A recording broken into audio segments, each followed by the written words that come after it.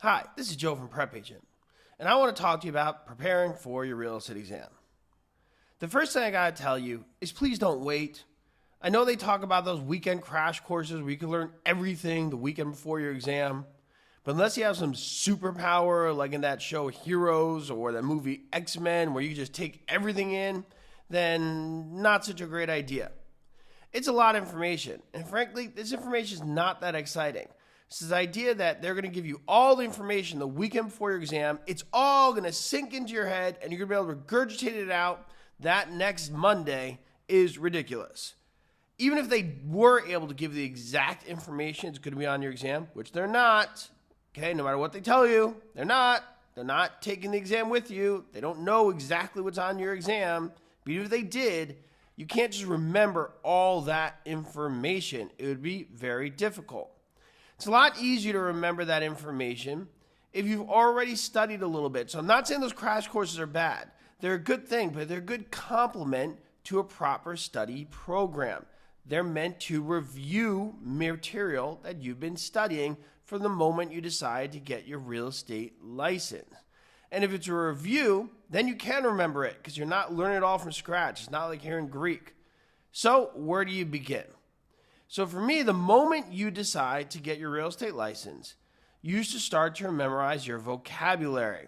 The vocabulary is an essential part to passing. Many people say this is all it is a glorified vocabulary exam.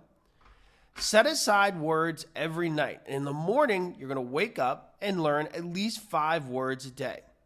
Why do I say first thing in the morning? Well, because the day can get away from you. You know, kids, school, job, whatever responsibilities you may have can kind of take over your day. So memorize those 5 words first thing in the morning. Plan on attending a webinar with us. We do them 5 days a week, and if you can't make it, they're recorded and you can watch them later. So you learn your vocabulary, then you watch the webinar. The webinar is a great way to put context into all this material you're learning. Our teachers do a great job of explaining all these concepts in a much more easily comprehensible manner.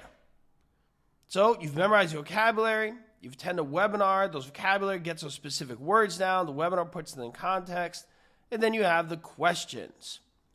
So the questions you want to take on because those apply the information, but please don't do them until you have the vocabulary nailed down. But if you got your vocabulary nailed down, by all means, go at it with the questions. I can't stand it when people just start studying, they start doing questions. All that is an exercise in frustration. You're not learning anything by filling in bubbles or guessing at answers that you have no idea what they mean or where the information comes from. So when you do want to do the questions, do them in small bits, 10 at a time, 20 at a time, in small bits. When you've got those 10 nailed down, then you could do another 10. Then maybe you do 20. You got those 20 nailed down, then maybe you do 30. Do them in small chunks. Don't try and do them all at once. Don't just sit down and do a master exam of everything. Now, you do them in small chunks. Now, also remember, we put things in categories in the PrepAgent system. For example, we have property ownership, valuation and market analysis, finance, and other categories that help you in dividing up the material. Don't move on to one category until you've finished a previous one. So for example, if you're doing property ownership, make sure you understand all the material in the property ownership section. Once you understand at least getting 90% on that, then you move on to the next section, not before. Do that bit by bit.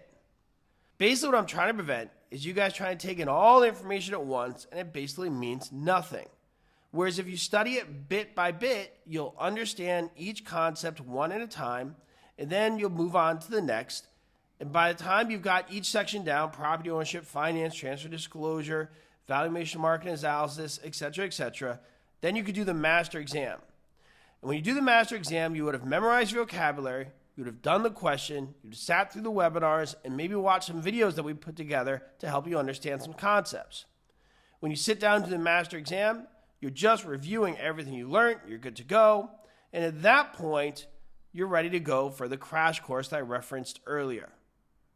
I hope this helps. This is Joe from PrepAgent, and if you follow this study plan, I think you'll do great.